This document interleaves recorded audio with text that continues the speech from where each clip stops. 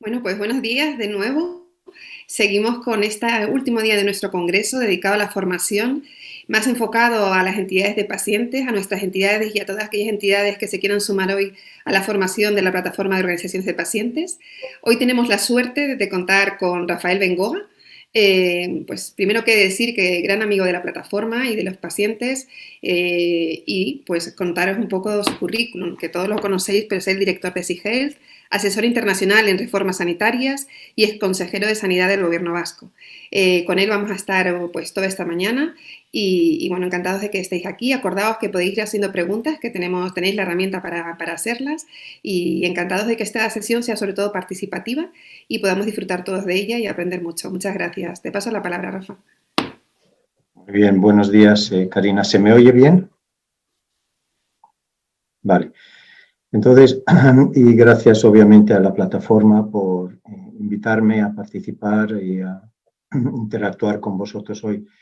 Quiero hablar pues 20 o 25 minutos sobre la perspectiva que tenemos los que estamos trabajando igual más a nivel de gestión y a nivel de política de salud, pero obviamente también lo que está pasando a nivel de lo más micro, a nivel de la prestación, donde interactúan los pacientes con el mundo clínico, etcétera. Porque si uno suma todo lo que está pasando a esos tres niveles, uno empieza a ver que sí hay un movimiento. Lo que pasa es que ese movimiento todavía no ha tomado forma, forma estructural en nuestro país como ya lo está tomando en otros y en la Unión Europea.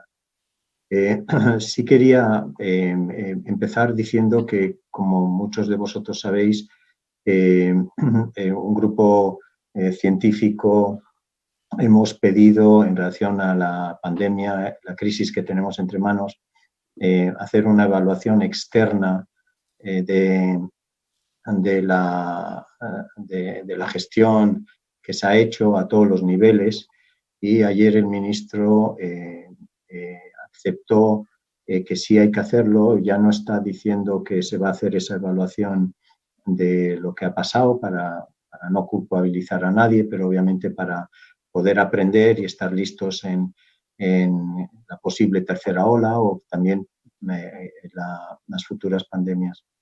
Y pensamos que esas evaluaciones tienen que ser externas a los que han estado gestionando la crisis, porque simplemente se aprende mucho más. Pero lo que estoy comentando es que en ese proceso evaluativo, y me gustaría empezar, yo voy con el grupo científico a decir que nosotros tenemos que poder meter la voz del paciente en ese proceso evaluativo y sugiero que la plataforma le pregunte al ministro que si cuando esto vaya a ocurrir, que él comentó ayer que sí se va a hacer esa evaluación, que va a ver a quién nombra o no nombra para avanzar en esa evaluación externa, sugiero que quizá lo que pueda hacer la plataforma es decir, y nosotros queremos tener voz en esa evaluación. Entonces, yo lo voy a hacer desde el ámbito del grupo Lancet, del grupo científico, si queréis, y meter la voz del paciente, pero si vosotros también le sugerís al ministro que queréis tener presencia en ese proceso evaluativo, porque obviamente tenéis muchas cosas que decir. Acabamos de decir, de ver cómo se está retrasando absolutamente todo en una muy buena parte de España, todo lo que es no COVID, y obviamente eso va a tener una implicación muy fuerte sobre muchísimos pacientes. La segunda cosa que me gustaría comentar, para ser un poquito más estructural, muchos de vosotros conoceréis que existe una estructura que se llama AIREF, que es la Agencia Independiente de Responsabilidad, digamos, fiscal, pero es independiente. Y esto es una agencia que obligó la Unión Europea en el año 2012-2013 a España a tener una agencia independiente para asegurar un control fiscal sobre lo que está ocurriendo en el país. Y entonces esta agencia lo que hace es informes y le da más o menos igual quién está en el gobierno en ese momento, y su tarea es estar fiscalizando las cuentas públicas. Entonces, lo que estoy sugiriendo es que se haga una igual, independiente también, fuera del control, digamos, ministerial clásico, que se podría llamar AERES, pero que sea de servicios sociales y de sanidad. Entonces, sería una agencia que está haciendo un control ya no fiscal, ya no económico, pero sí un control de la gestión pública en relaciones. Y entonces, en esa estructura, podría ser muy interesante, obviamente, que estuvieran los propios pacientes también representados. Quiero entonces avanzar sobre este panorama de más voz de los pacientes. Yo creo que se está avanzando mucho, pero yo creo que sabemos, a ver, no me está avanzando. Listo. Entonces, ya he comentado dos cosas para esa, empoderar a la sociedad civil para actuar de una forma un poquito más fuerte y a los pacientes. Yo creo que durante el COVID se ha pedido a todos los pacientes y los ciudadanos ser un agente activo para superar esta crisis, y confinados, comportaros bien, mascarillas, manos, distanciamiento social. Y entonces, en ese momento sí se ha necesitado una participación de la sociedad civil y todo lo que compone. Sin embargo, en el post-COVID, enseguida las cosas suelen volver un poquito al status quo anterior, y lo que creo obviamente es que hay que aprovechar el COVID para que no se vuelva a la situación anterior, y que simplemente desde el ámbito policy, desde el ámbito político, no se siga percibiendo al ciudadano simplemente como un receptor pasivo de servicios, sino como un agente activo que tiene mucho que añadir. Muchos conoceréis el continuo de cuidados y no voy a entrar en detalle, pero sabéis que en el continuo de cuidados que sabemos que es un continuo útil tanto para los servicios sociales, la palabra cuidados y los cuidados de salud, que podemos hacer muchas cosas pues río arriba, o cuando ya la gente está en el sistema de salud, o cuando ya está fuera de un hospital, etcétera. Y sabemos que podemos intervenir de muchísimas formas en distintos momentos de ese continuo de cuidados. Y esto en muchos sitios está empezando a tomar forma. Lo que pasa es que en nuestro país este progreso no es continuo. Hay como actividades concretas que ocurren en ese continuo de autocuidados, ese continuo de cuidados, y no es un sistema estructurado, sino que depende mucho de la voluntad y de las iniciativas de gente, por ejemplo, como los que hemos oído que han presentado ya a los premios. Yo, como sabéis, seguimos pues, militando mucho que el paciente crónico, igual que vosotros, está en una situación de vulnerabilidad, porque el modelo que nos recibe o que recibe a todos los pacientes es un modelo razonado para lo agudo, y tenemos un buen sistema de agudos, y siempre hemos dicho que tenemos el mejor sistema del mundo en trasplantes, y eso es así gracias a Rafa Matesanz, pero a la vez pues no podemos decir en absoluto que tenemos el mejor modelo de crónicos, y eso lo hemos podido vivir durante la pandemia, porque si hubiéramos tenido un buen modelo sanitario y un buen modelo y bien conectado con los pacientes crónicos, no hubiéramos tenido el drama que hemos visto en las residencias y gente vulnerable en casa. Entonces, conocéis este dibujo, pero seguimos teniendo este modelo en el que estamos en contacto con los profesionales, como media unas 10 horas al año, y el resto de las horas el resto de las áreas del resto del tiempo de un paciente, obviamente es él, ella y con sus cuidadores. Y obviamente eso es un modelo muy centrado en una lógica de rescate, una lógica de agudos, y es un mal modelo para la epidemiología, obviamente, que tenemos encima en España.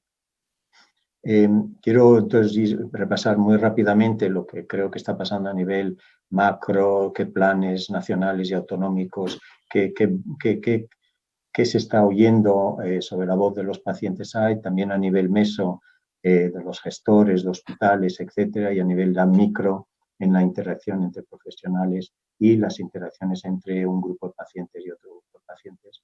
Están ocurriendo en todos estos frentes muchas cosas, pero creo que están ocurriendo sobre todo a nivel micro.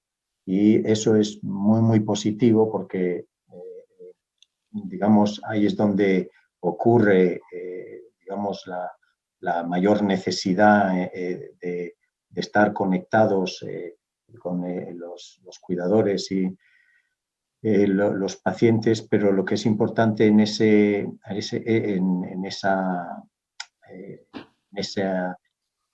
eh, iniciación de muchas cosas que están ocurriendo a nivel micro, es que no está acompañando con suficientemente fuerza pues, el nivel meso y el nivel macro.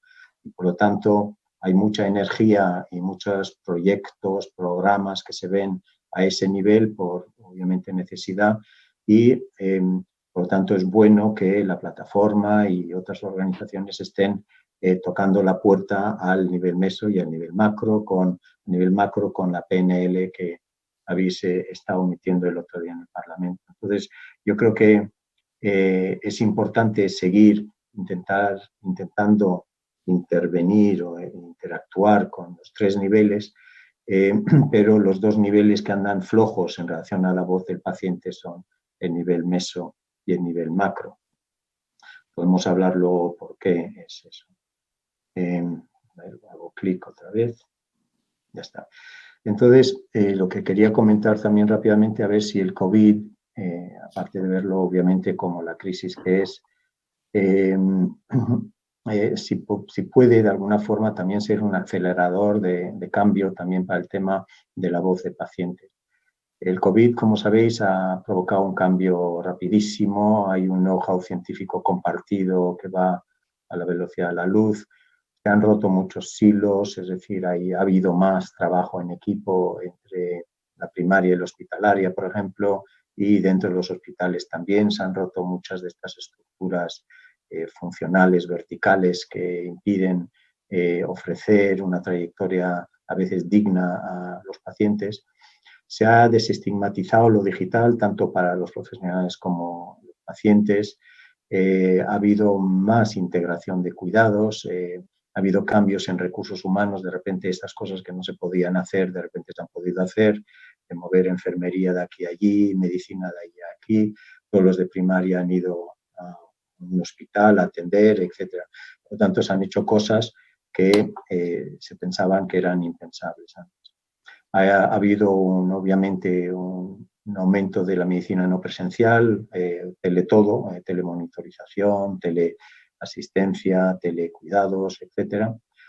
Y hay que preguntarse si el paciente, cómo ha vivido esto del teletodo, esta medicina no presencial, cómo lo ha vivido, y tenemos que investigar eso más para saber si esto es parte esencial del futuro, que probablemente sí, pero hace falta darle una forma que sea útil para, obviamente, los pacientes. Entonces, a nosotros, en relación a ese punto de la hiperdigitalización que creemos que va a ocurrir y que está bien que ocurra, pero hace falta saber para qué. Si es para enraizar el modelo actual que he comentado antes, el modelo de agudos en el que los pacientes pues, son receptores pasivos y no tienen mucha voz, pues la verdad es que eso no es muy interesante digitalizar ese modelo. Entonces, lo que hace falta es digitalizar, sí, pero para transformar. ¿Y eso qué quiere decir? Pues quiere decir que cada vez que uno introduce un nuevo método digital, pues tiene que servir para transformar el modelo asistencial y dentro de esa transformación, pues más voz del paciente. Entonces digitalizo, ¿vale? Voy a hacer cosas entre primaria y hospitalaria, voy a hacer cosas con los pacientes, voy a hacer mucho más medicina no presencial, pero los pacientes tendrán obviamente algo y mucho que decir en ese momento y no debe ser una actividad diseñada sin los pacientes, como a veces ocurre en nuestro país. Entonces, es evidente que nuestro país pues, no sabe exactamente dónde va el sistema de salud. En muchas partes de España no hay una visión concreta de cuál es la visión dentro de 5, 6, 7 años. Y yo creo que ahora sí va a haber muchas comunidades autónomas a nivel macro que van a empezar a decir, bueno, yo quiero saber ahora, mientras controlo el COVID, pero ya me interesa saber más a medio plazo dónde va esto. Y entonces en ese dónde vas tenemos que entre todos ver dónde obviamente encaja la voz del paciente y dónde puede el paciente estar condicionando esa transformación. Es evidente que esta persona que recibe todos estos servicios fragmentados, que muchos de los pacientes que están escuchando hoy y mucha gente obviamente sufre esa fragmentación, pues es simplemente el eterno intento de estar atendiendo a la cronicidad con un modelo de rescate y de agudos. Entonces, si, como he comentado antes, esta persona obviamente hubiera sufrido muchísimo menos con un modelo asistencial que ya llevamos mucho tiempo intentando transformar. La otra cosa hay que decir es que el descontrol de la segunda ola del COVID, pues obviamente no es buena noticia para estas personas porque volvemos a estar hablando, en lugar de estar hablando de cómo organizar todo lo no COVID y cómo voy a trabajar la cronicidad durante la pandemia, durante la segunda ola, estamos otra vez hablando de cómo vamos a estructurar la atención hospitalaria para los enfermos COVID. Y por tanto vuelven a pasar a tercera división los no COVID. Sabemos, y eso quería comentar, que sabemos gestionar poblaciones en lugar de estar gestionando continuamente a pacientes individuales que entran al sistema. Tenemos que ir, cuando hablamos de transformación, tenemos que ir viendo qué es lo que ocurre en una área sanitaria en Bilbao, en Madrid, en Barcelona, en Sevilla, y en esa área sanitaria poder decir, bueno, estos son sanos, estos están diagnosticados con enfermedad crónica y estos son pacientes muy complejos y en lugar de estar montando un sistema donde venir a verme cuando os pase algo, tenemos que ser muchísimo más proactivo y estar trabajando esto de una forma muchísimo más personalizada. Entonces, sabemos que tenemos que tender hacia un modelo de salud poblacional donde hacemos mucho más en casa, más en la comunidad, muchísimo más prevención y más en atención primaria y menos en hospitales, pero esto nos está costando mucho. Entonces, estamos viendo cómo el COVID y la crisis del COVID nos permite acelerar este cambio y obviamente ahí tiene que aparecer el paciente como un activo. A nivel macro, solo usando una de las enfermedades, estamos viendo cómo muchos de los planes que se están dando intentan incorporar la voz de los pacientes, a veces un poco tímidamente, pero ya se empieza a ver frases en esos planes y algunos programas concretos en Australia, Canadá, Reino Unido, Francia, donde la voz del paciente está tomada. Y luego ya mirando en España hay algunos de los planes, en este caso cáncer, donde también se intenta introducir más voz del paciente en este caso para cáncer y tal. Por tanto, algo está pasando en el ámbito macro que a veces es simplemente simbólico, la introducción de frases en relación al empoderamiento de pacientes en estos planes, pero a veces yo creo que es genuino y uno puede hacer un seguimiento si de verdad está ocurriendo esto luego en relación al cáncer. La forma que toman todas estas intervenciones obviamente sigue siendo la incorporación de pacientes en consejos asesores. Estamos viendo que la forma de evaluar la voz de los pacientes con PREMS y PROMS, que creo que habéis discutido en el Congreso, pero básicamente donde yo creo que está apareciendo mucho es en el rediseño de procesos asistenciales, y esto está ocurriendo mucho en el nivel meso y micro. En el nivel meso hay muchos gestores ahora de distintos hospitales y centros de atención primaria que han empezado a trabajar juntos, pero nos quedamos en la organización hospitalaria. Estamos viendo un nuevo modelo de organización hospitalaria que es muchísimo más horizontal, y en lugar de estar organizado en términos de funciones, como podéis ver, hay verticales, radiología, medicina de urgencias, etcétera, que es lo que ocurre en medicina en cuidados intensivos. Está empezando a desarrollarse, obviamente, estas trayectorias de enfermos. Por lo tanto, los clínicos, los gestores y los pacientes están empezando a diseñar estos pathways, estas trayectorias de enfermedad. Y yo creo que esto ya está ocurriendo en muchísimos hospitales en Europa, está ocurriendo en España, en 3 o 4 hospitales, está ocurriendo obviamente muchísimo en Estados Unidos. Por lo tanto, está cambiando a favor del paciente, no solo que va a tener una trayectoria mejor diseñada y horizontal para sus cuidados, pero que va a empezar a estar participando en el diseño de esas trayectorias. Y nosotros estamos participando en 2 o 3 de esos casos en España, y es muy, muy interesante ese cambio de gestión hospitalaria.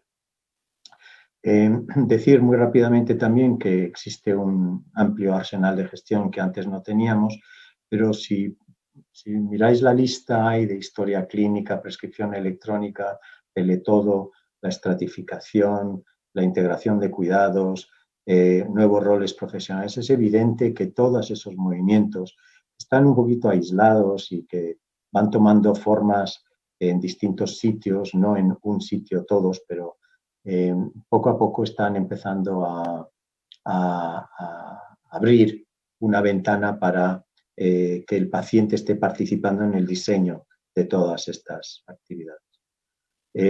Esto es un ejemplo de eso, es decir, por ejemplo, fijaros que ya sabemos estratificar, estos son para 5.000 personas que viven con demencia, pero fijaros que en una zona, esta es una zona, no importa en Estados Unidos, pero podría ser un área básica en cualquiera de nuestras partes, en nuestras comunidades.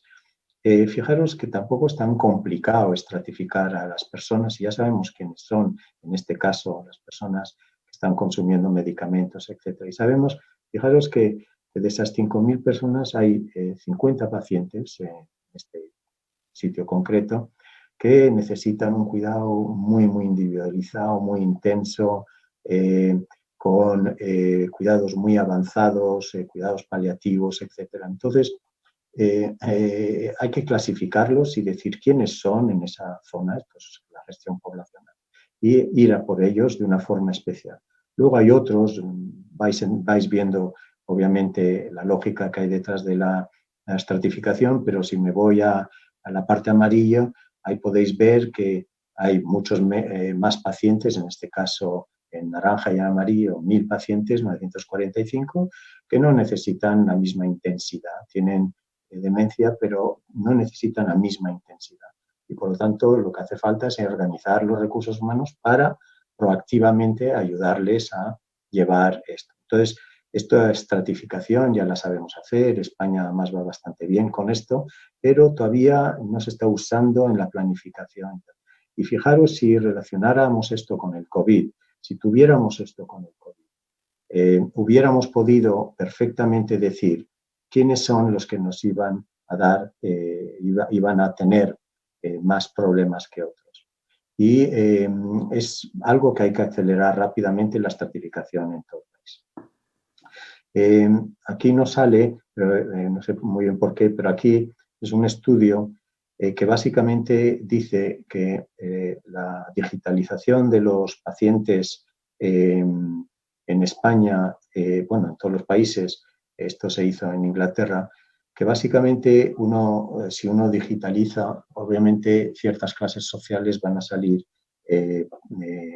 favorecidas y otras no.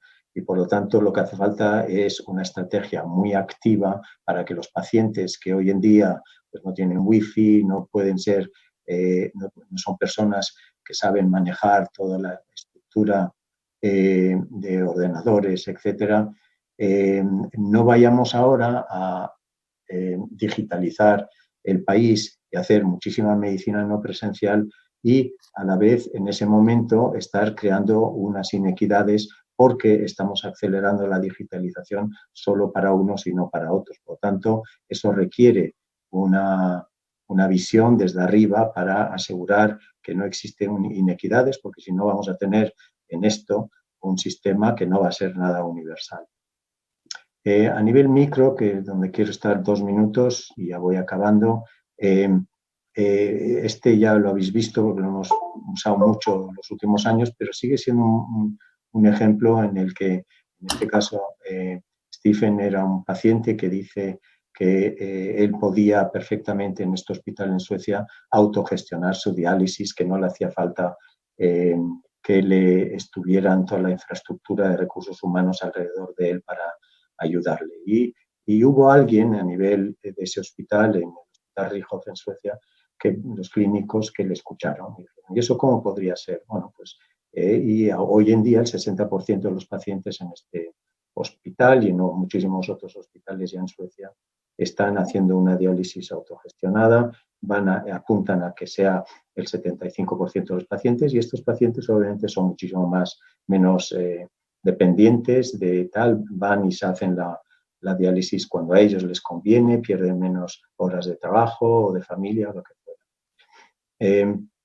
Estamos viendo también un movimiento obviamente muy fuerte de toma de decisiones compartidas y hay clínicos ya y hay sesiones para los clínicos para asegurar de que saben tomar decisiones compartidas con los pacientes de una forma muchísimo más colaborativa que no impositiva. Y por lo tanto, los clínicos ya en muchos centros, y hay centros en España donde se está intentando formar a los clínicos para que rompan con una cultura obviamente aprendida en la facultad, que aprendemos todos los médicos y que no nos lleva a tener una interacción suficientemente colaborativa con los pacientes y por lo tanto los pacientes no dicen exactamente o no se atreven lo que fuera a sugerir qué es lo que ellos prefieren. La evidencia científica en esta revisión Cochrane también es muy importante de que cuando sí les preguntas a los pacientes en decisiones compartidas, pues muchos pacientes decían, bueno, usted me iba a operar, pero yo he decidido no operarme. Y 20% de los pacientes ha habido una reducción, cuando esas decisiones son compartidas, de una reducción de una de cirugía planificada en un 20%. Y es interesante que cuando participan mucho más en las decisiones los pacientes, se baja en un 40% las infecciones que se están dando porque los pacientes han entendido mejor de qué va la cosa. Escuchar, obviamente, esto ya hemos dicho, se está extendiendo en muchísimos sectores. Decir este ejemplo también que se llama Nursing Bundles en los Estados Unidos, pero ya se está haciendo en otros sitios, que es una especie de estandarización de cuidados por la enfermería con los pacientes, en el que se identifican 5 o 6 actividades que se diseñan con los pacientes y la enfermería y que tienen que ocurrir siempre en la enfermería en los hospitales. Obviamente hay un boom de redes sociales de pacientes que se conectan entre sí y eso es muy, muy interesante, pero está ocurriendo en muchísimas enfermedades y necesita un poquito más de evaluación para ver exactamente qué tipo de soporte y en qué está ayudando este tipo de conexión entre pacientes.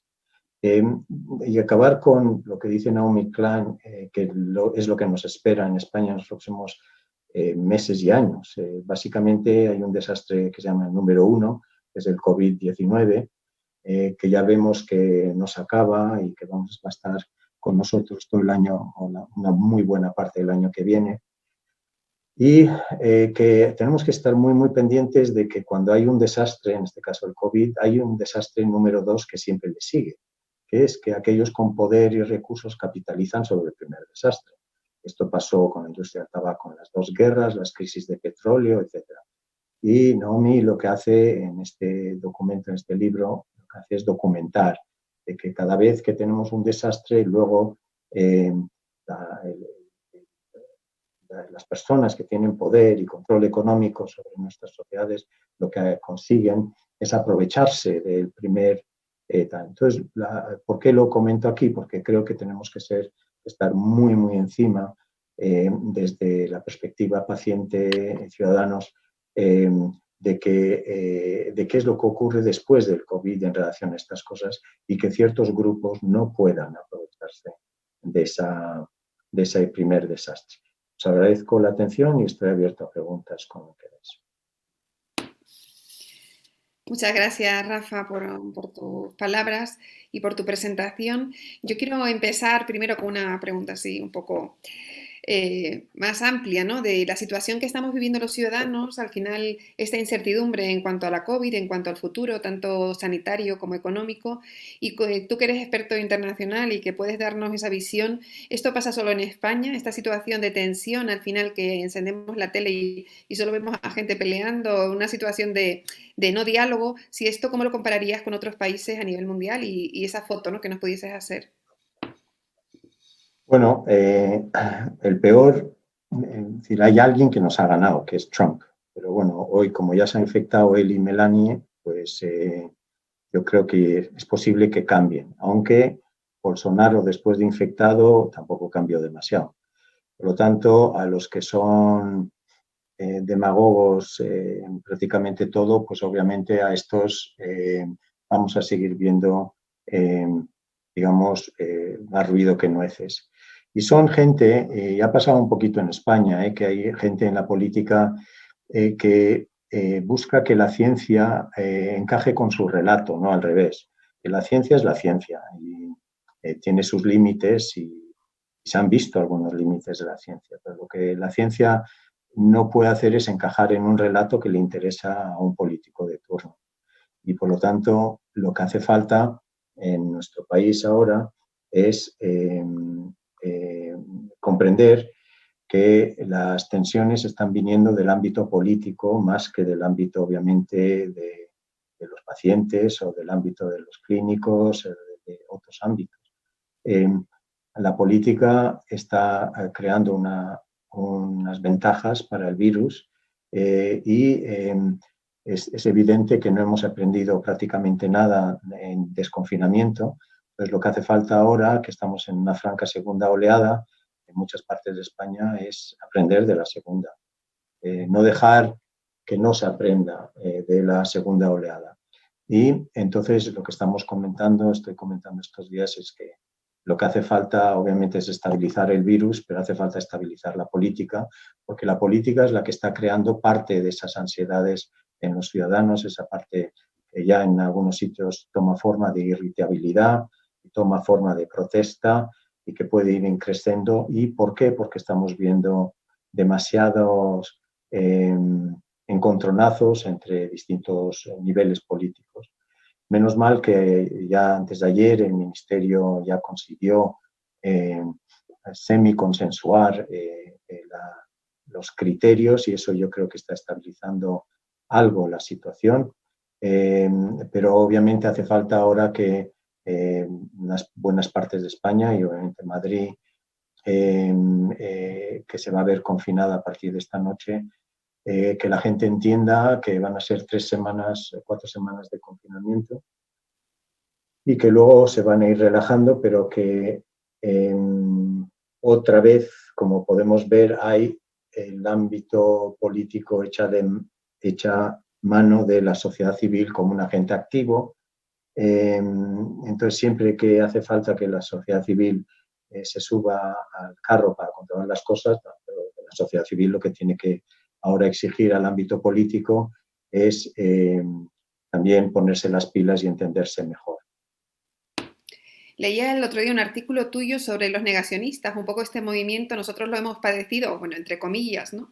Hemos lanzado la campaña de de vacunación y un poco la situación de prevención que tiene que tener la ciudadanía y la importancia de vacunarse y de corresponsabilizarnos todos en cuidarnos más.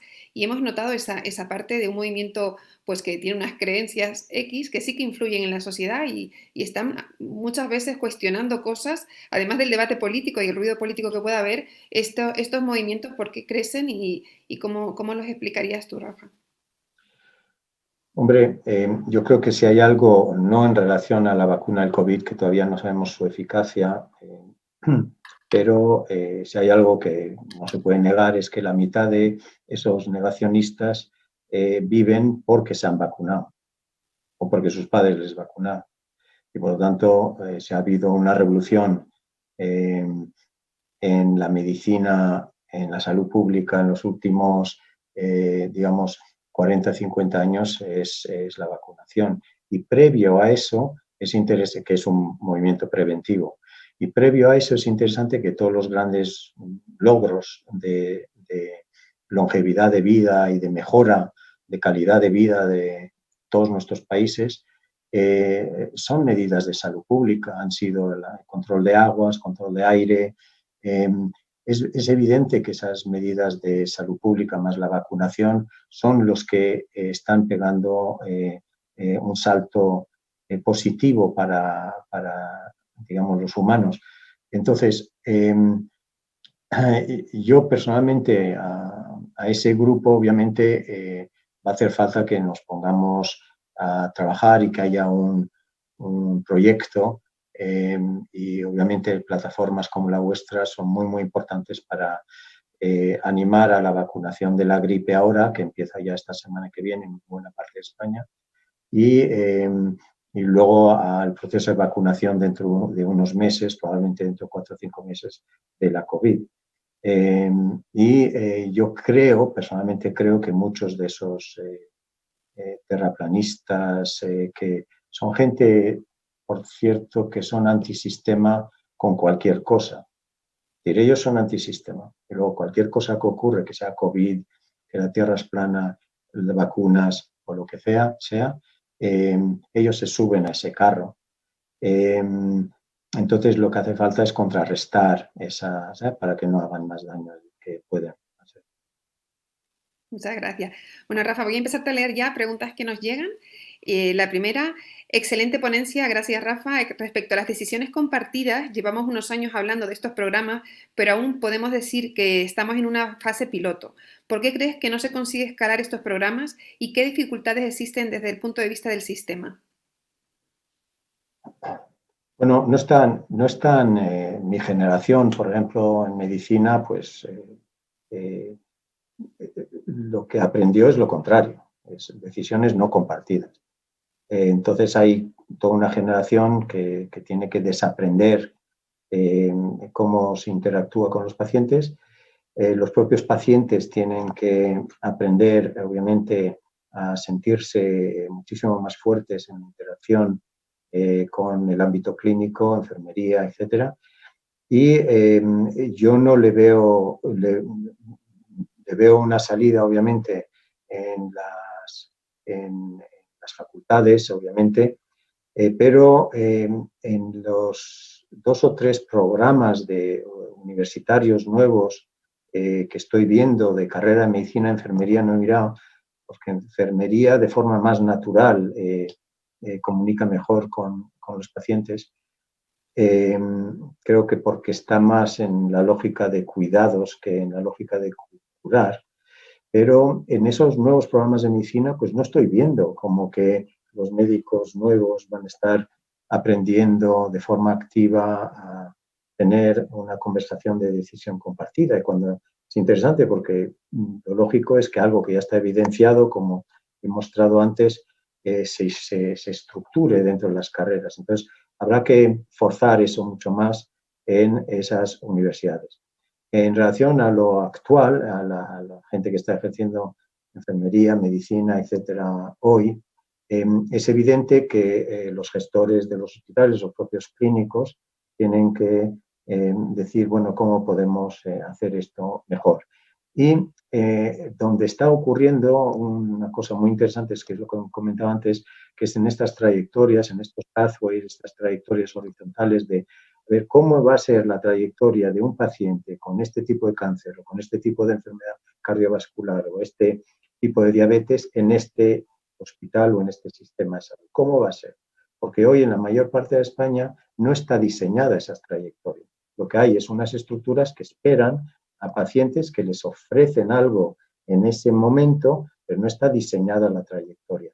Entonces, ¿qué es lo que está ocurriendo? Que cuando te pones a diseñar la trayectoria con los clínicos, lo empiezan a ver y es muy, muy interesante cómo hay hospitales, el 12 de octubre está en ello, la Menéndez Pelayo en Madrid, el Hospital Clínico de Carlos III también, en un proyecto que se llama CardioRed 1, están diseñando estas trayectorias e incorporan a los pacientes en ese diseño.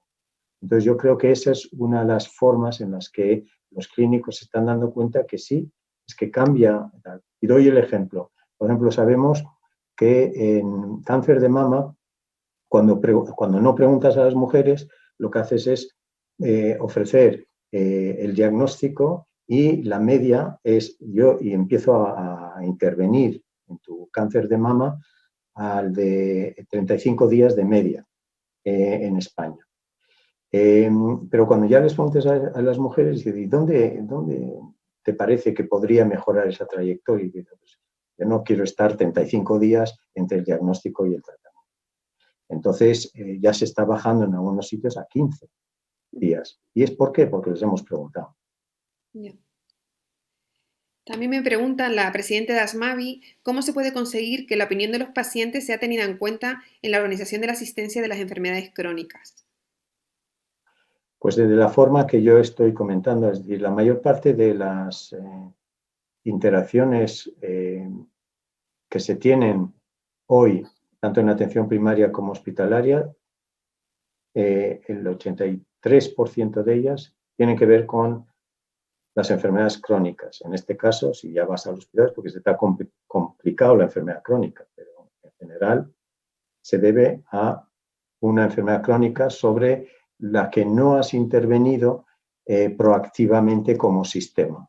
Y entonces aparece en urgencias, ocupa una cama y etcétera, que son las dos partes más caras del sistema. Por tanto, el modelo que tenemos de esperar que la gente venga es un modelo, además de ser negativo para los enfermos, en este caso crónicos, es un modelo muy caro, porque básicamente es pasivo, por lo tanto, hace falta ir hacia una intervención muchísimo más proactiva y esa intervención proactiva sabemos que el 35% de las personas que acaban en urgencias crónicos descompensados en casa o en residencias, lo que fuera, las podemos prevenir y dejar que esas personas están en casa. Fijaros que, por ejemplo, la ministra de Salud de Escocia no dice estoy haciendo un nuevo programa y esto es la forma en la que os voy a cuidar o esto es mi proyecto de cáncer. Lo que le dice a los escoceses es, yo he conseguido que 250.000 de vosotros, en lugar de aparecer en urgencias, os habéis quedado en casa porque os he cuidado en casa, porque me he enterado de que os estáis descompensando como enfermos crónicos a través de medios digitales, etcétera, y he enviado a casa los cuidadores, sean clínicos o cuidadores sociales. Ese nivel de proactividad es lo que hay que conseguir. También nos preguntan, porque sí que la verdad es que es complicado, Rafa, para entender nosotros, porque tenemos diferentes comunidades autónomas que toman decisiones pues diferentes, que van a diferentes ritmos. Tenemos también hospitales dentro de esas comunidades autónomas que forman bueno, que se organizan de manera diferente y también pues es complicado, ¿no? Y después tenemos estas experiencias, pero que al final no vemos que arranque el sistema, ¿no? Y una de las cosas que nos preguntan y nos dicen que en los últimos años ha extendido en muchos hospitales la creación de comités de pacientes. Esto es bueno, algo cambia, pero realmente algo cambia. No están los gerentes sumándose a una moda y estos comités no son nada más que un grupo consultivo sin que realmente se tenga en cuenta la experiencia y la opinión de los pacientes. Sí, bueno, no me atrevo a decir si son simbólicos o no, porque es posible que en algún hospital luego se haga algo con esa información. Pero yo creo mucho más en los ejemplos que os he comentado, los nursing bundles, donde las enfermeras se sientan con los pacientes y les dicen qué es. Entonces empiezan a salir cosas, son procesos asistenciales dentro del hospital, como he explicado antes, la trayectoria de las enfermedades, estos pathways, es un proceso asistencial en la que metes a los pacientes a decirte cómo quieres que sea. Vuelvo a la estandarización de los cuidados de enfermería. Básicamente consiste en que la enfermería tiene que hacer 5 cosas siempre. Y, por ejemplo, va tomando la forma siguiente en ese proceso. La enfermería, cuando entra en una habitación, tiene que presentarse. Tiene que preguntarle al paciente qué es lo que le va a hacer, explicarle qué es lo que va a hacer. Tiene que preguntarle al paciente si ha comprendido lo que va a hacer. Entonces, mucha enfermería dirá, yo no tengo tiempo de hacer todo eso. Bueno, pero esas son las cosas que tenemos que ir logrando poco a poco. Es decir, que haya un respeto para un paciente que está en una cama y que no puede estar entrando gente a hacer cosas sin que el paciente comprenda qué es lo que está pasando en ese momento. Y entonces, el Nursing Bundle lo que hace es evitar muchas de esas situaciones. Entonces, la respuesta concreta es, yo creo más que en las grandes comisiones, en la participación de los pacientes, en los hospitales que se quieren modernizar con nuevos procesos asistenciales más horizontales, y allí donde existen esos procesos asistenciales, ahí ya sabemos meter a los pacientes. Gracias. Nos preguntan desde Fibro Rioja, dice, represento a la Asociación de Pacientes de Fibromialgia y Fatiga Crónica de La Rioja y desde nuestras enfermedades vemos muy necesaria la coordinación de la asociación con la Consejería de Salud. Al ser un, perdona que me, espérate. Al ser un microproyecto, ¿cuál será el mejor modo a su entender de realizar este microproyecto? ¿Conoce algún proyecto que ya esté funcionando con otras enfermedades crónicas en las que basarnos? Muchas gracias por su ponencia y atención. Yo lo que veo como que cuando uno se pone de acuerdo con el ámbito clínico de enfermería, medicina, en el caso de la fibromialgia, los fisios, etcétera, y uno empieza un proyecto de abajo arriba y le va dando forma con los clínicos, pacientes clínicos, eso es la mejor forma de luego subir a la consejería. Es decir, desarrollar el proyecto al que se le quiere dar forma con los clínicos. Con clínicos quiere decir todo el grupo que mencionamos. Eso es la forma que nosotros estamos viendo que se avanza más con una co-diseño, coparticipación con los clínicos. Porque si uno va como asociación de fibromialgia a la consejería, empieza a ser una más de las asociaciones que vienen a tocar la puerta. En cambio, dicen, no, yo voy con un proyecto y aquí están estos 2 clínicos, estos 5 enfermeros que me están ayudando a hacer esto. Ese proceso de entrada en la consejería yo creo que es más sofisticado y es más probable que se le haga caso. Gracias. Bueno, esta pregunta es un poco larga, pero la voy a leer toda. Nos la escribe Marta. Y dice, a nivel de pacientes se observa una tendencia a la sensibilización a ir a un modelo de decisiones compartidas. ¿Qué actuaciones se están haciendo para sensibilizar este modelo en los diferentes niveles? A nivel médico, hospitalario, a nivel de entidades regulatorias, a nivel político. ¿Existe algún KPI para poder ver y medir que realmente la aportación de los pacientes se tiene o se tendrá en cuenta? ¿Se puede luchar para regular a nivel legislativo, para regular la necesidad y obligatoriedad de incluir la voz del paciente? Hombre, ahora ya existe suficiente evidencia científica, no hace falta ir a hacer grandes investigaciones para ir a cualquier administración y decir que es necesario tener un proceso de decisiones compartidas y que haya la formación correspondiente tanto para pacientes como para profesionales en esas decisiones compartidas. Es decir, tener en cualquier comunidad autónoma nuestra un proyecto de decisiones compartidas que toman formación, etcétera, de presupuesto. Yo creo que es lo mínimo que se puede exigir en un momento en que ya existe la evidencia. Si no existiera la evidencia, pues tendríamos más problemas. Pero la evidencia científica de que las decisiones compartidas, por ejemplo, hemos visto, reducen un 40% las infecciones de esos pacientes postquirúrgicos, pues, ¿qué más quiere un consejero o una consejera? Nos preguntan también que desde el movimiento asociativo llevamos años trabajando y consiguiendo muchas PNL, pero luego no conseguimos nada más. Se queda en la aprobación de la PNL. ¿Qué falla en el sistema? ¿Y cómo las asociaciones podemos influir aún más en que realmente sirvan para algo? Pues yo creo que está muy bien lo de las PNLs porque sí crea una cierta concienciación en el ámbito político que muchas veces pues no está obviamente en estas cosas, aunque sea en la Comisión de Sanidad o lo que sea, pero por eso he empezado hablando de que es necesario también ir más allí y quizá decir que si se estructura, por ejemplo, lo que he comentado, la AERES, que es la agencia esta de independiente de evaluación de la gestión pública en salud y en bienestar social, lo lógico es pensar que los pacientes en esas estructuras puedan estar participando en esas evaluaciones de forma activa, siempre. Y por lo tanto hay que empezar a pensar en esos otros movimientos que van más allí de las PNLs.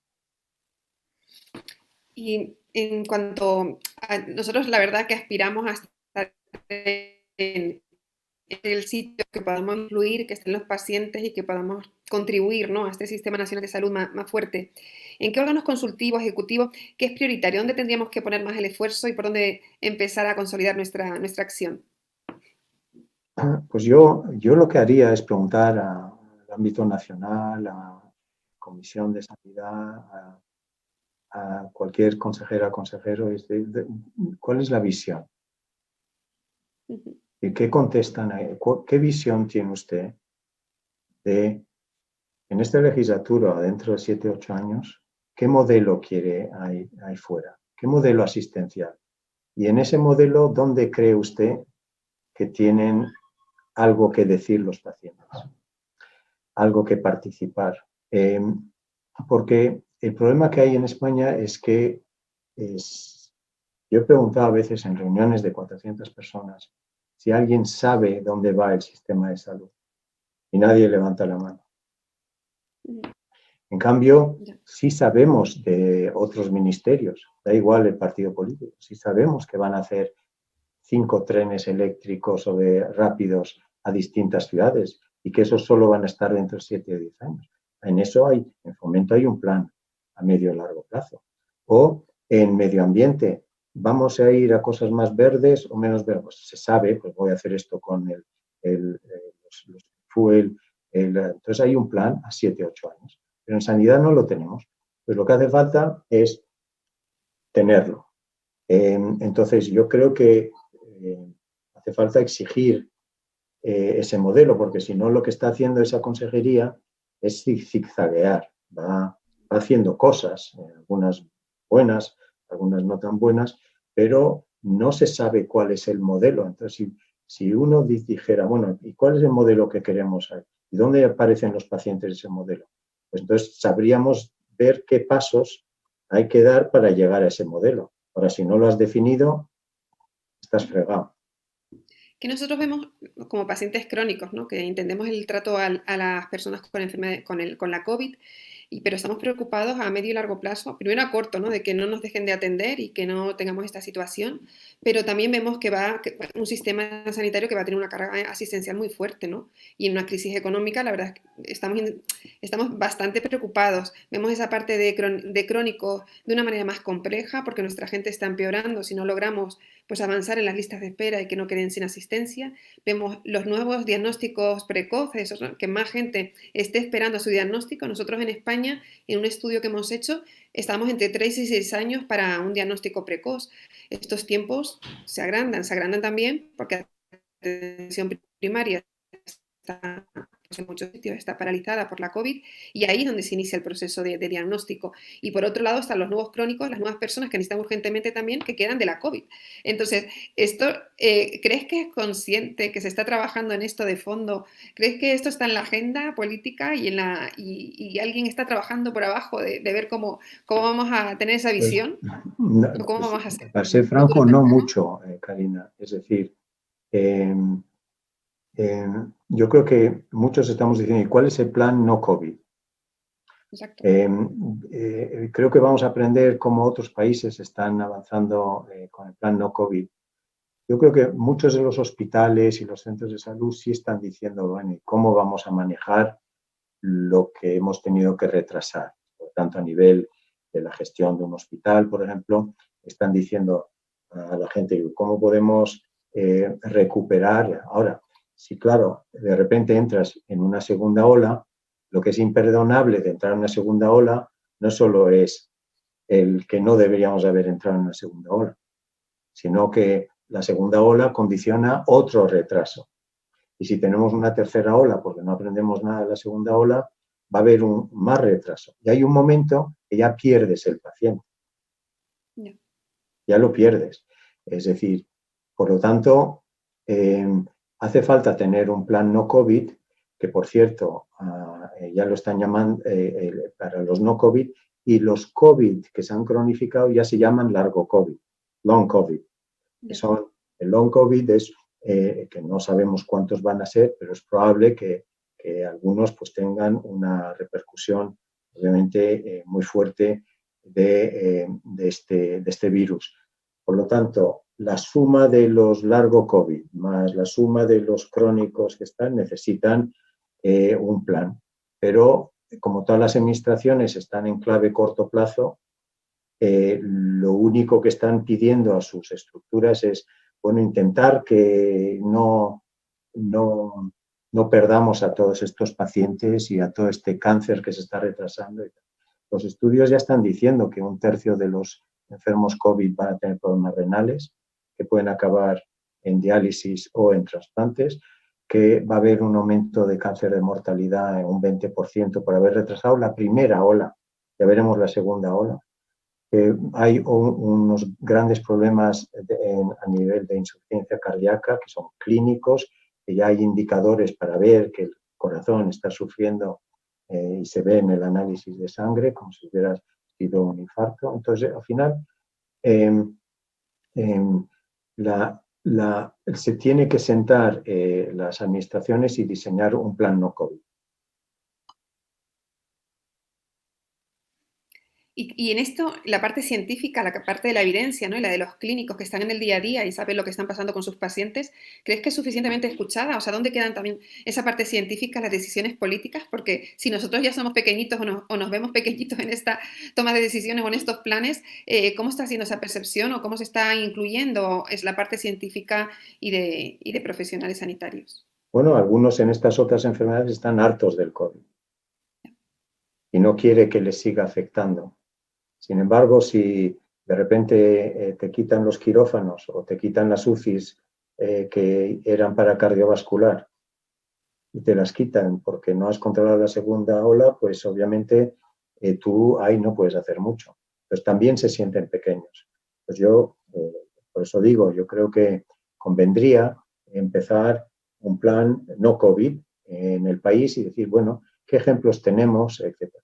Nosotros ya hemos, y puedo mandar al grupo, te lo mando a ti, Karina, y lo repartes, pero ¿qué ejemplos están usando otros países? Porque estamos investigando de cómo en algunas patologías están ya trabajando la compensación por parte de los clínicos y los pacientes a lo no COVID. Es decir, ¿qué están haciendo los hospitales y los gerentes para eh, seguir atendiendo bien, aunque tengan una segunda oleada, a los pacientes no COVID? Y hay todo unos programas, etcétera. Uno podría preguntar en España, por cierto, a todos los hospitales qué estáis haciendo y poder aprender juntos. Eso sería un webinar bien interesante. ¿Cómo estáis atendiendo a los no COVID? ¿Y tú cómo lo estás atendiendo? Y así aprender. porque es que este es un país que no fluye esa información y por lo tanto no estamos aprendiendo si el Hospital de Sevilla está haciendo una cosa buena o el Clínico de Barcelona está haciendo otra. Y eso podría ser una forma de aprender y acelerar el cambio no COVID. Es que si me pongo a pensar, no quiero ser negativa, Rafa, pero si me pongo a pensar en la estrategia de cronicidad y todo lo que nos ha hecho por los crónicos, qué buenas prácticas ha habido en todos los hospitales, los profesionales, los pacientes, todos estamos de acuerdo, pero no hemos logrado establecer una estrategia de crónicos que estamos pasando. Una de las situaciones que estamos viviendo es también no haber tenido organizado y segmentada la población, no haber tenido otro tipo de atención más multidisciplinar y haber avanzado más en tecnología y en otras cosas. Eh, ¿Cómo crees que esto al final, por qué nos ha puesto en marcha la estrategia de cronicidad? ¿Cómo hemos hecho este retraso tan grande? Y cuando vemos ahora la situación del impacto de la COVID, ¿cómo, en este escenario, cómo se pueden cambiar las cosas más allá de las buenas prácticas que nos podamos contar unos a otros? Porque yo creo que casi todo está escrito. Quiero decir, hemos participado todos en diferentes foros, hemos crecido en conocimiento mutuo, pero esto al final no cala. Pues sí, a ver, yo he estado en prácticamente todas, porque la primera que hicimos en el País Vasco ya es del 2010, ya han pasado 10 años. Y en el País Vasco todavía no está completamente, obviamente, estructurada. Se hicieron muchas cosas. Bueno, yo he ido mirando qué es lo que ha ocurrido con todas las demás, pero, a ver, de las 14 estrategias de enfermedades crónicas, solo hay 2 o 3 que tienen dinero detrás. Eso es importante. Es decir, esto es un detalle, ¿no? Es decir, somos un país que nos gusta planificar, diseñar, claro que hay que hacer esto y tal, y luego no hay fondos. Y obviamente un cambio de ese calado, de esa transformación en la que tienes que empezar a hacer toda la proactividad que hemos mencionado antes para controlar la gente en casa en lugar de en los hospitales, más en primaria, etcétera, pues necesitas una atención primaria muy fuerte, una digitalización de las residencias que no sé por qué no se está haciendo en todo el país rápidamente. Necesitas estar eh, eh, organizando recursos humanos para atender a gente en casa. Necesitas hacer el cambio de a enfermería comunitaria.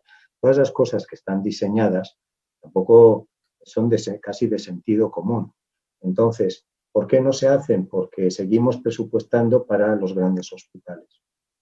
Es así.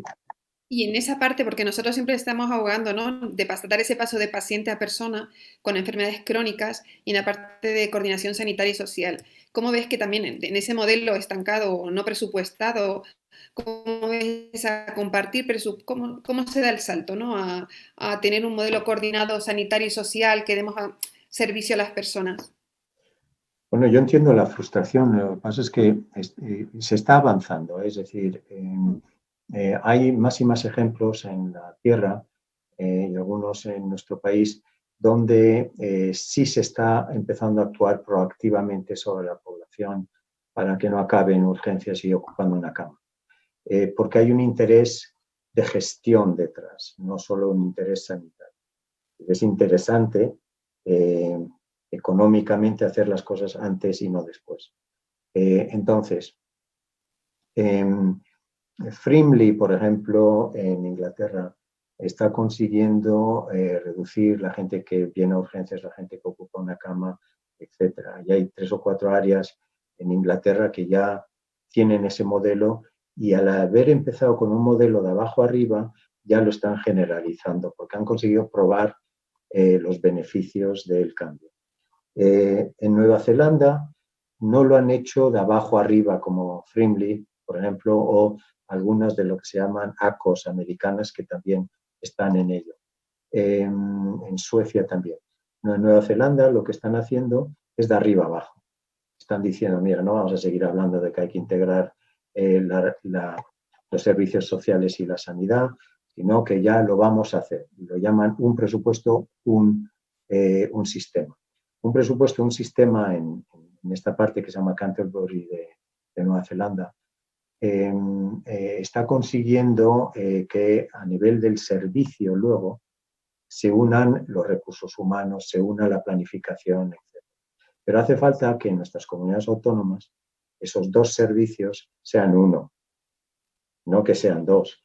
Y seguimos también a nivel nacional tomando decisiones de que hace falta un consejero de sanidad, un ministro de sanidad, otro de servicios sociales, etcétera. ¿Por qué no uno? Y en las comunidades autónomas también.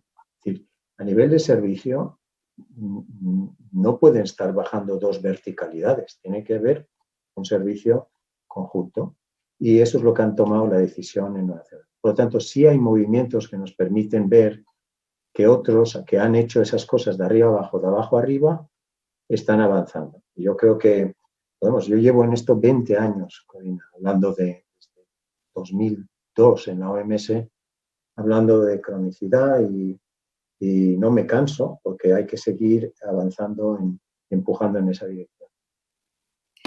Voy a volver a las preguntas que nos están haciendo.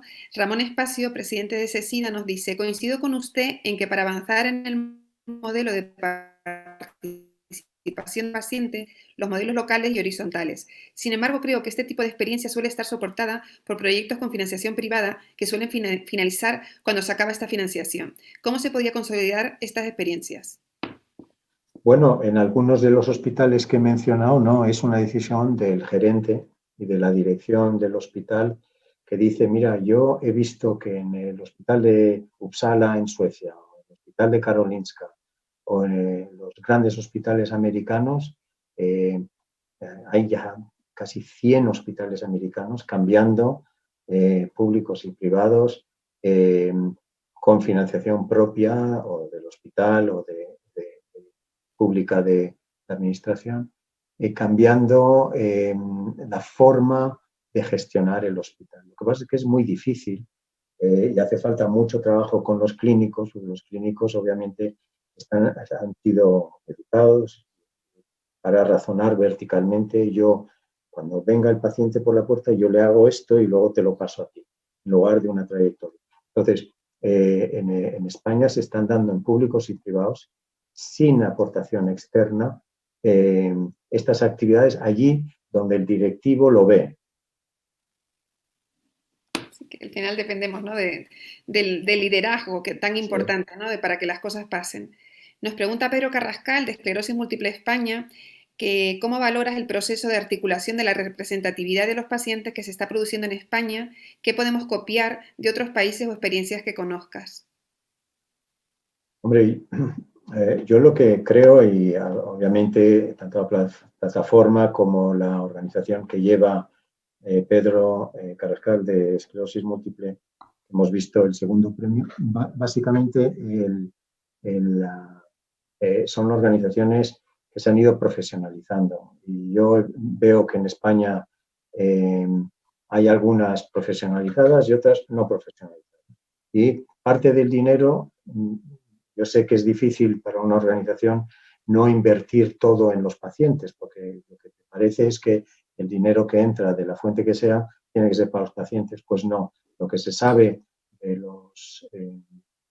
las organizaciones no gubernamentales en África, en América Latina, donde sea, y también en los países desarrollados, es que aquellos que invierten en la gestión profesional de búsqueda de fondos, etcétera, y simplemente de la gestión de la propia organización no gubernamental, van muchísimo mejor que aquellos que intentan, con muy buena voluntad, siempre tener dos personas intentando un viernes a la tarde hacer algo para todos sus asociados, y eso no es un buen modelo organizativo.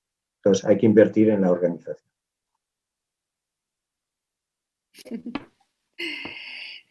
Hay una pregunta aquí, porque nosotros los pacientes que conocemos más el sistema, con nuestros profesionales, nuestros hospitales, pues entendemos la situación que está pasando. Entonces nos preguntan, dice, no metemos presión a los hospitales si les preguntamos qué están haciendo en no COVID. Depende de ellos solo si realmente no tienen más recursos. Quiero decir, ¿dónde influir más? Porque al final tendemos a no seguir presionando porque sabemos que están saturados, pero claro, ¿cuál es el equilibrio de todo esto? ¿Dónde hay que presionar?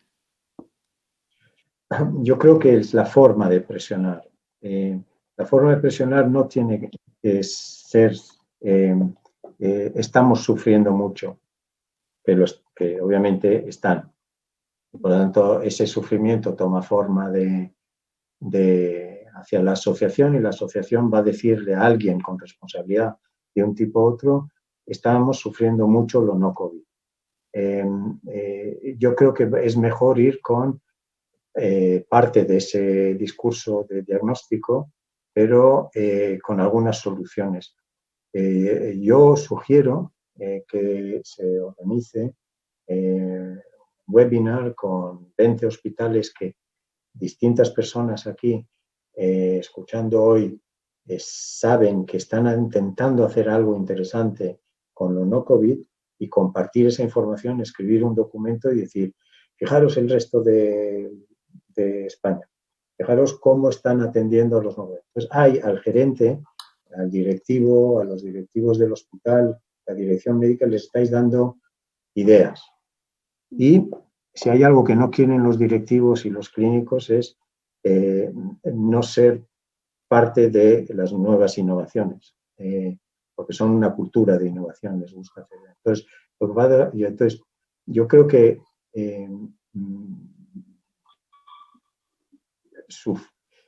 intentar identificar cuál es el diagnóstico de cuánto se está retrasando qué, eso es interesante, como hemos dicho antes, el cáncer o lo que sea, pero ir con respuestas. Y para ir con las respuestas hay que investigar con distintos centros cuál es su respuesta, porque algunos estarán haciendo cosas muy interesantes que se puedan compartir. Antes hablaste de los pacientes COVID, no sé cómo los denominaste, que se cronifican o no me acuerdo ahora, Rafa, no me lo apunté. Largos. Long, Largos. en inglés long, es porque van a durar mucho. Mucho, exacto. Entonces, long quiere decir en tiempo, largo tiempo. Entonces nos preguntas, porque claro, estamos viendo no hay el plan para crónicos, para los COVID que van a estar a lo largo del tiempo, a los agudos, y nos preguntan, ¿quiénes deben participar en el plan no COVID? No estamos hablando del plan de cronicidad. Si quitamos los COVID y los agudos, el sistema es la cronicidad. Quiere decir que inventar otro sistema para los COVID de larga duración, o ¿cómo lo ves esto? Bueno, pero hay que añadir a esos, hay muchos pacientes no COVID que no son pacientes, pero que están empezando a tener, pues yo qué sé, un bulto en el pecho, unos problemas que no tan digestivos y todo eso pueden ser tumores. Y esos no son pacientes crónicos todavía, son pacientes a los que hay que poder ofrecer rápidamente, en un tiempo muy corto, enterarnos de lo que les está pasando. Pero como muchos han tenido miedo de acercarse a la atención primaria o los hospitales en pleno COVID y ahora en unas partes de España no van a seguir teniendo miedo a acercarse a un hospital, pues la tendencia, y lo hemos visto en cardiovascular, es que la gente sufre en silencio. Y entonces a veces van a llegar tarde. Lo que hace falta es animarles a que sigan acudiendo a los centros de salud, que sigan acudiendo, no se van a infectar allí, y asegurar que las personas en marzo sí podían infectarse, pero ahora ya no, están mejor organizadas las cosas. Y entonces lo que conviene es que sigan yendo cuando tienen la sospecha que les puede estar pasando algo. Entonces esos no son enfermos crónicos todavía, son enfermos que necesitan unos cuidados rápidos en estos momentos y a veces agudos. Luego, sobre los crónicos, pues sí tiene razón esta persona de que el plan no COVID, pues obviamente uno tiene que poder tomar una decisión rápida a nivel del Consejo Interterritorial, yo diría, señores consejeras y consejeros, señor ministro, ¿cómo vamos a manejar el asunto no COVID? Llevamos 6 meses reuniéndonos para manejar el COVID. ¿Os parece que tengamos un Consejo Interterritorial para manejar el no COVID? Y yo empezaría también abriendo ese territorio para poder asegurar que en las comunidades autónomas existe un plan no COVID.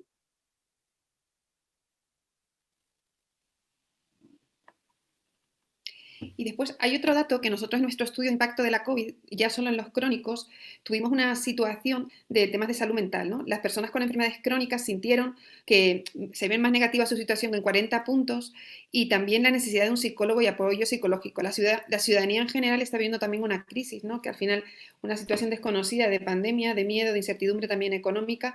¿Cómo ves el ámbito del desarrollo de la salud mental en España o comparada con otros sitios y se está evaluando esto?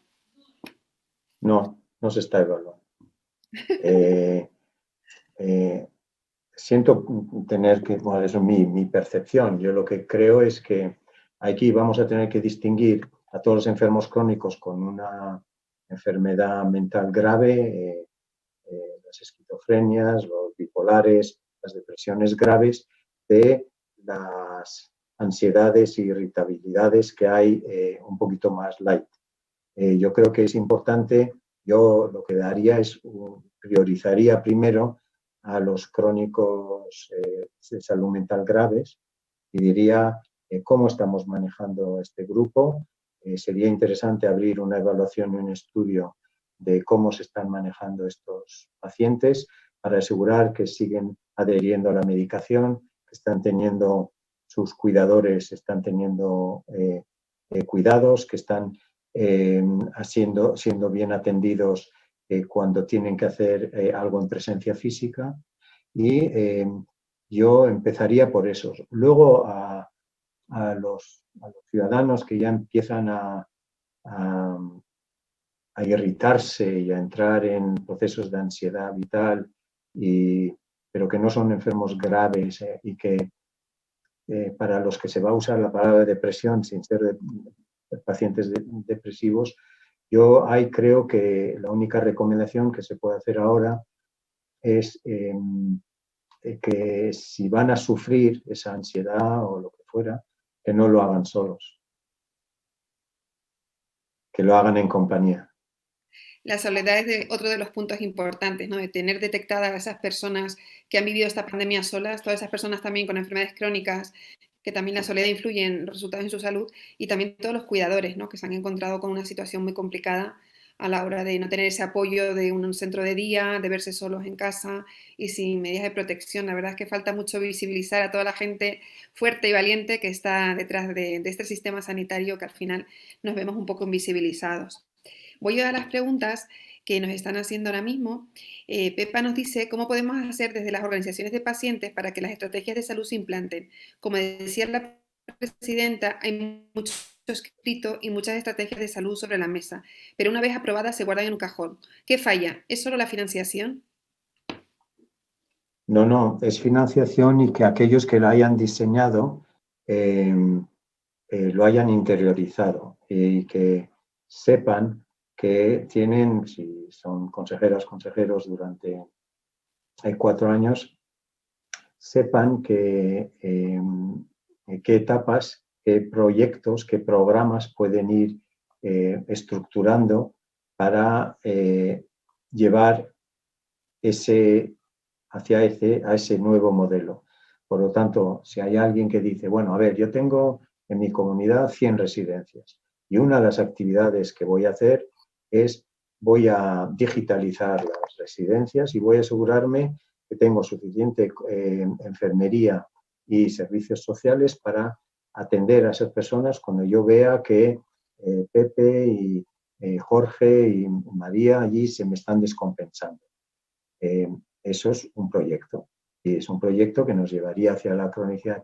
Ahora, ese proyecto necesita, obviamente, fondos, pero necesita tomar decisiones muy concretas sobre voy a crear enfermería comunitaria, voy a asociarme con los servicios sociales y coordinarme de tal forma en que cuando tengamos a una persona que se nos está descompensando en una residencia o en casa porque es vulnerable y su cuidador está empezando a tener problemas, pues que vamos a poder intervenir en esa casa para impedir que ingrese en un centro. Esa es una actividad bien concreta que se podría hacer y que necesita el liderazgo de que, entonces, cuando digo que alguien tiene que creérselo, tiene que ser alguien que diseña ese plan, ese proyecto, pero que luego lo pone en práctica y que a los 6 meses sabe cómo está avanzando, y tal, y tampoco es tan difícil averiguar. A ver, tengo ya 50 enfermedades comunitarias, tengo digitalizado la mitad de las residencias, vale, pues veo que estoy avanzando. Y eso es, pero hace falta asegurar que esa persona no solo sea consciente de la cronicidad y de los problemas, sino que ponga los fondos y ponga el liderazgo y su capital político detrás de eso. Estás apagado. Perdón. Hay una pregunta aquí que se la preguntamos a la Secretaria de Estado en la reunión nuestra del martes y la voy a leer y después comento. Las asociaciones de pacientes cardiovasculares hemos visto como nuestros pacientes no iban al hospital por miedo y por otro lado personas que son con síntomas de infarto o de ictus no acudieron pues por este miedo. Somos las entidades de pacientes las únicas que estamos intentando que la gente ante la incertidumbre y el miedo acudan al hospital. ¿Qué más se puede hacer? Porque al final esto no está en ningún sitio, no está en los medios, está más, no salgan, sean ustedes responsables, pero ante la situación de alerta, de una situación grave, no estamos teniendo esa voz o ese altavoz por parte de las diferentes administraciones, que es muy importante. Esto el otro día se le planteó a la Secretaria de Estado de qué manera el Ministerio puede acordarse también de las personas con enfermedad crónica y que el sistema sigue dando servicio a la urgencia y a esta situación tan compleja, porque nuestra gente se va. Es que tenemos situaciones muy, muy dramáticas. ¿Cómo lo ves tú, Rafa? Bueno, yo me alegro que ella os recibiera y que estuviera diciendo. Yo creo que una de las cosas que saldrá en la evaluación de la que estamos hablando, de que habría que hacer relativamente rápido, que creo que hay que hacer en 2 tiempos, que es lo que se le planteó el otro día al ministro, y él tenía la voluntad de avanzar, es que haya 2 tiempos. Una rápida, de aquí a Navidad, y decir, a ver, ¿cómo vamos a manejar en esta segunda oleada? ¿Cómo vamos a manejar lo no COVID? ¿Y cómo vamos a hacer, cómo vamos a asegurar de que desde el ámbito decisor no estemos solo en COVID, sino en no COVID? Entonces, yo creo que esta evaluación, una de las cosas que diría claramente es, a ver, si uno entra en una tercera ola, o si uno tiene una pandemia dentro de 4 años, que es probable, 4 o 5 años, ¿cómo vamos a manejar? ¿Qué sistema de salud necesitamos para incluso en la primera ola de la pandemia de hace 5 años no estar en la situación? ¿Podemos aprender o no aprender? Entonces, para eso hace falta que la evaluación sea externa.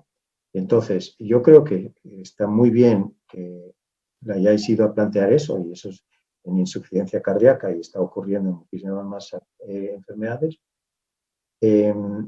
Pero yo me da la impresión de que están atrapados por el COVID y con el corto plazo. Entonces hace falta sacar a 2 personas en el ministerio y en las consejerías que no están en COVID.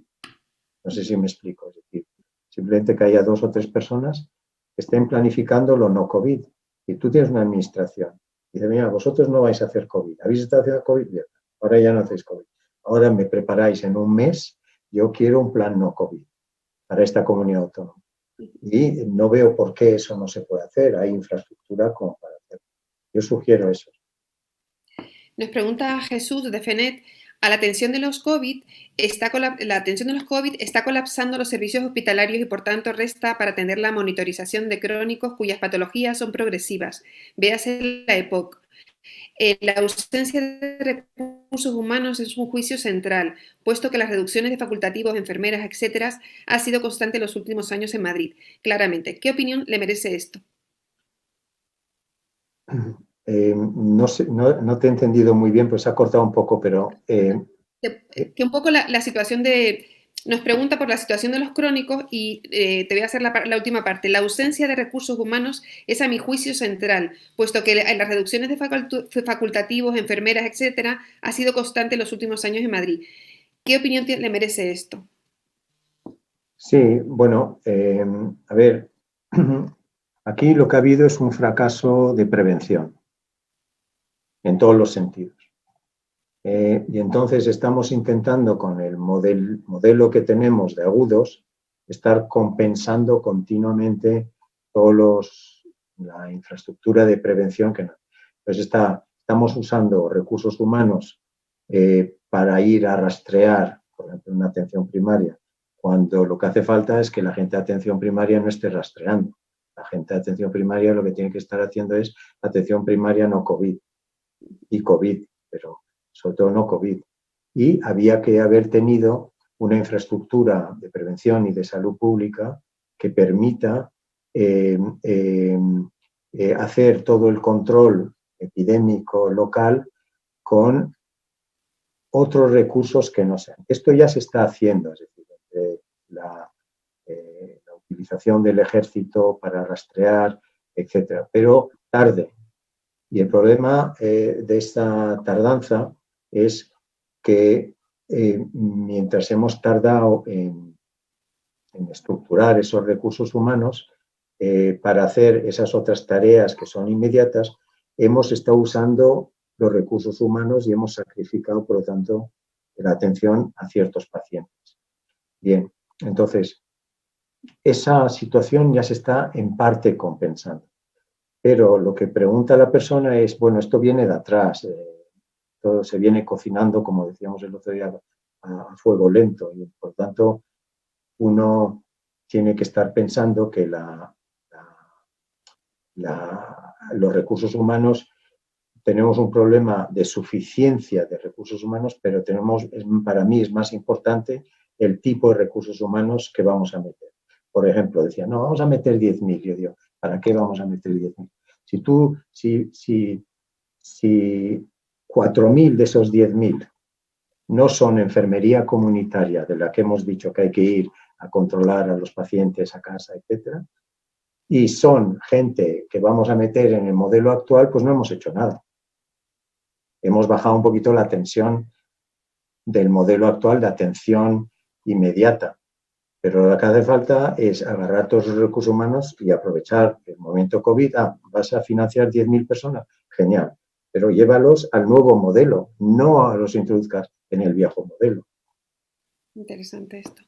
Nos pregunta, en el Congreso hemos hablado de gobernanza y esta pregunta se refiere a esto. Uno de los temas que más nos preocupa es la transparencia del sistema. Necesitamos datos, medir resultados en salud desde la perspectiva de los pacientes, las actuaciones del sistema. Tú que asesoras a otros sistemas sanitarios, ¿hay algún modelo en este sentido que podamos adoptar?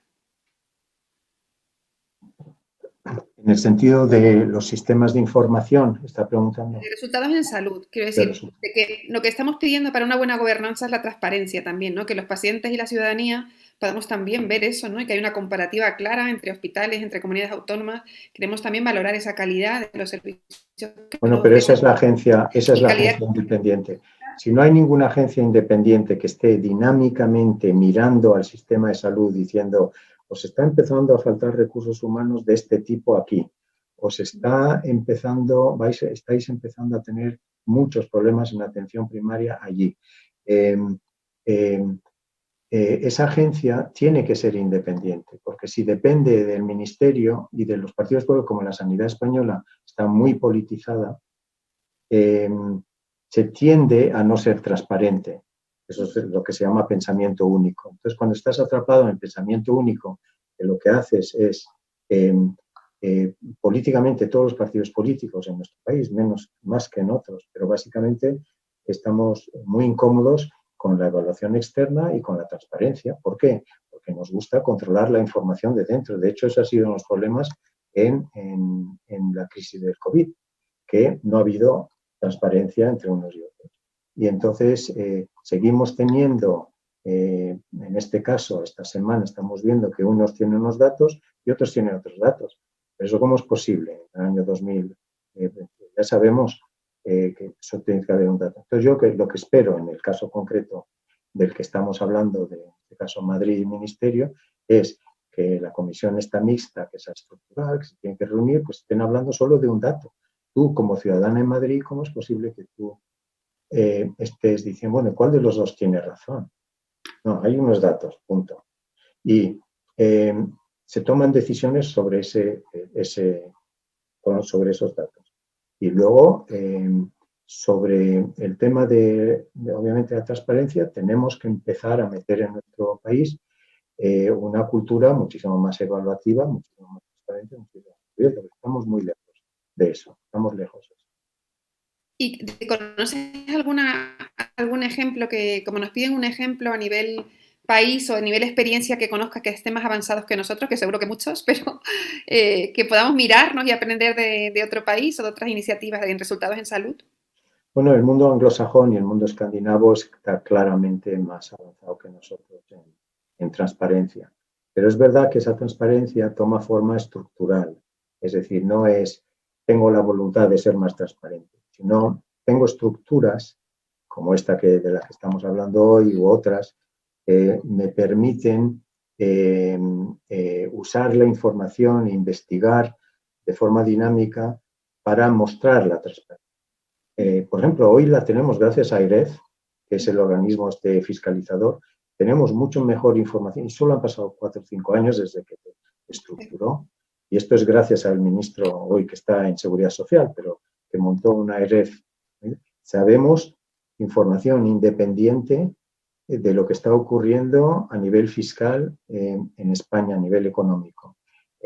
¿Por qué no podemos hacer eso en salud? Ya. Aquí nos preguntan, las asociaciones de anticoagulado, estamos sufriendo las restricciones de acceso a los anticoagulantes de acción directa, cuando está demostrado y publicado que todas las sociedades y nosotros como pacientes lo reclamamos. Pero hay un sistema de inmovilismo por parte bueno, hay una situación de inmovilismo, no actúan y tenemos que empezar las asociaciones a promover denuncias al sistema.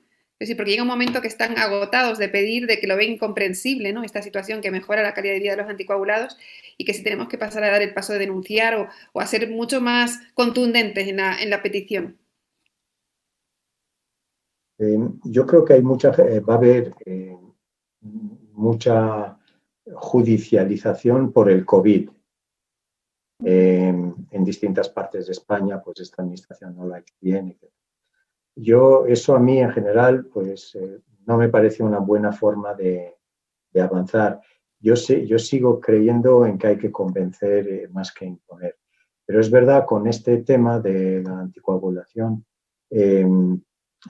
unos se han quedado fijados en el mundo del sintrón, pero una muy buena parte del país ya se han ido moviendo a los nuevos anticoagulantes. Entonces, a mí me parece que se podría ya demostrar a nivel de preferencias de pacientes, no solo económicas, etcétera, a nivel de preferencias de pacientes, yo desconozco si existe ese informe, de que los pacientes prefieren estos medicamentos versus, obviamente, estar continuamente con el proceso clásico de síntoma.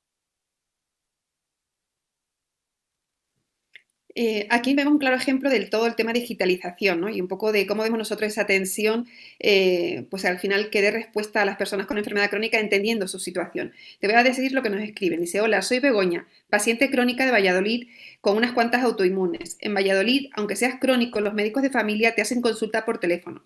La unidad del dolor de psiquiatría y psiquiatría por teléfono. El especialista de la espalda por teléfono. El médico de medicina interna por teléfono. Y he ido a urgencias y me han comentado que para ponerme Urbasón, que no me compensa estas horas de urgencias. La verdad que es dramático, ¿no? Porque al final nosotros lo que pedimos es un sistema mixto, o sea, complementario de atención. No sé cómo ves esto y si la atención de los crónicos de las personas en general no puede ser solo por teléfono o vía... O sea, esta innovación yo no sé si está muy claro lo que queremos los pacientes o por dónde vamos. Bueno, yo creo que va a ser inevitable seguir con la digitalización y, digamos, llamémosle la parte de consultas no presenciales, como la que ha explicado esta persona, en los próximos meses. Eso es mejor que nada, aunque eso no satisface. Pero es verdad lo que comentas, Karina, que lo mejor va a ser un sistema híbrido en el que en algunas cosas está. Pero los clínicos de momento creo que no tienen otra opción que en muchísimas de las conexiones lo que no quieren es perder el contacto con los pacientes y tienen que quedarse mentalmente tranquilos diciendo, por lo menos he hablado con este paciente esta semana. Y eso a mí yo diría que ya es un logro dentro del drama actual. Por eso yo sigo diciendo, es que es absolutamente imperdonable estar en una segunda ola como la que estamos, porque otros países, o la que va a estar París, tampoco está bien, porque otros países han controlado. Italia no tiene nuestra segunda ola, está controlando mejor sus crónicos y va a saber qué hacer, cuándo digitalizar y no digitalizar antes que nosotros. Entonces, eso bueno, tampoco es una solución para esta persona, pero yo diría que los pacientes tienen que saber que la atención no presencial es lo que van a vivir por lo menos durante un año. Bueno, y yo creo que con esto ya finalizamos. A mí me estaban preguntando que cuáles eran los próximos pasos de la plataforma de organizaciones de pacientes. Nosotros vamos a seguir ahí insistiendo, dando voz articulada que hacemos desde de nuestras 29 organizaciones nacionales y 1.400 entidades en el territorio. Si tuvieses que darnos algún consejo, Rafa, ¿qué nos dirías? ¿Qué pasos o qué prioridades o cómo lo estamos haciendo? ¿Cómo nos ves desde fuera? Y un poco por qué quede este mensaje tuyo hacia la plataforma. Bueno, yo creo que lo estáis haciendo fenomenal. Lo que pasa es que el contexto no acompaña. Y entonces hay momentos que tenéis que protegeros del contexto, porque el contexto, hay momentos eh, político-técnicos que de repente es mejor no estar metido en el enjambre ese.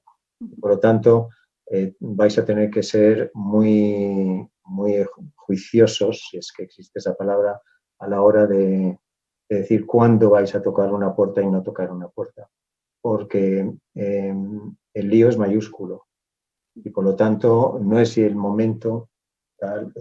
Ahora, yo creo, y volviendo a la propuesta antes, si vosotros decís, estamos muy concernidos con lo no COVID. Queremos saber cómo los hospitales de España no están manejando lo no COVID.